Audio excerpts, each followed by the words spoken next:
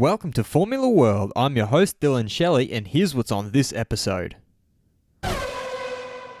First up on Formula World, Aston Martin to replace Mercedes?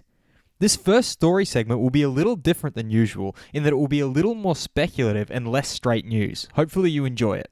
So I reported in a recent video that billionaire Lawrence Stroll, father of Lance, and the man who led a consortium to buy out Force India, has been in advanced stage talks with Aston Martin about acquiring a stake in the company.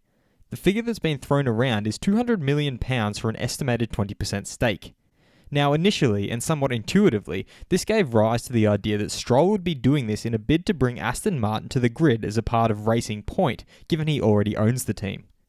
This in of itself raises a couple of interesting, somewhat tangential questions, such as what would then happen to the title partnership currently held between Red Bull and Aston Martin? Would they part ways, or would we end up with two teams racing under the Aston Martin name, like back in 2011 when two teams called Lotus, both powered by Renault, were competing concurrently? But that's a story for a different video. Anyway, another question is what about the livery? A lot of people have suggested that Stroll is keen to bring the British Racing Green back onto the grid. But BWT, a current major sponsor of the team, pretty much mandates that the teams they sponsor must be ran in their colours, hence pink. Would we see that partnership dissolve, or would we end up with some compromised half pink, half British Racing Green Franken livery? Hard-hitting questions, I know. However, all of this could be meaningless chatter, especially if what veteran F1 journalist Ralph Bach has come out saying is true.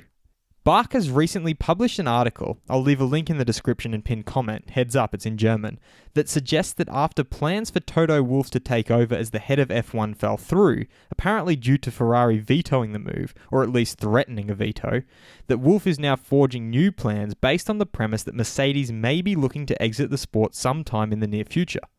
There's actually a few signs to point to this possibility, one of which was the new engine supply deal they struck with McLaren.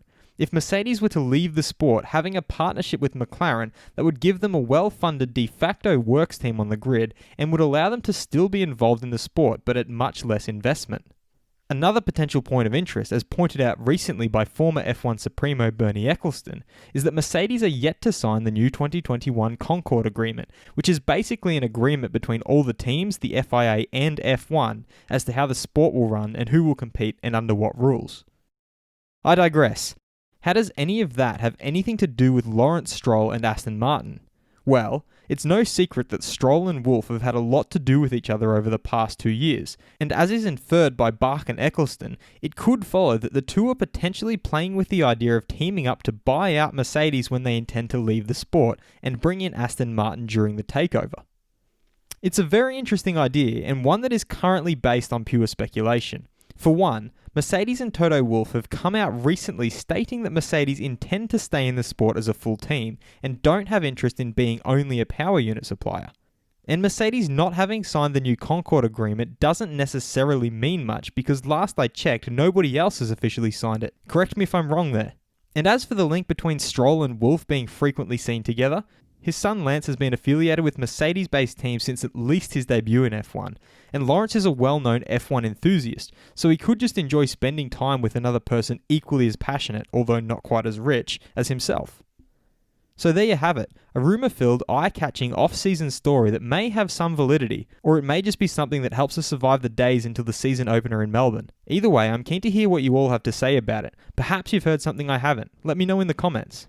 And now let's move on to Fast Feed. Red Bull advisor Helmut Marko has come out saying that Pierre Gasly should take some of the blame for his demotion last year due to his poor approach in dealing with the deficit to Verstappen. He did, however, admit that his return to Toro Rosso was, quote, amazing. Charles Leclerc has revealed that the drivers, at least at Ferrari, have no great influence over car design philosophies. Williams deputy team boss Claire Williams has absolute confidence her team will arrive to testing on time due to having a huge amount of contingency time. Mercedes driver Valtteri Bottas has revealed that there has never been any problems between himself and Lewis and that their relationship has never been so close. Williams rookie driver Nicholas Latifi has announced that he will be using the number 6, which was last used by Nico Rosberg. Formula One's commercial managing director Sean Bratches is set to step down from his position officially at the end of January, but will continue to support the sport in an advisory role.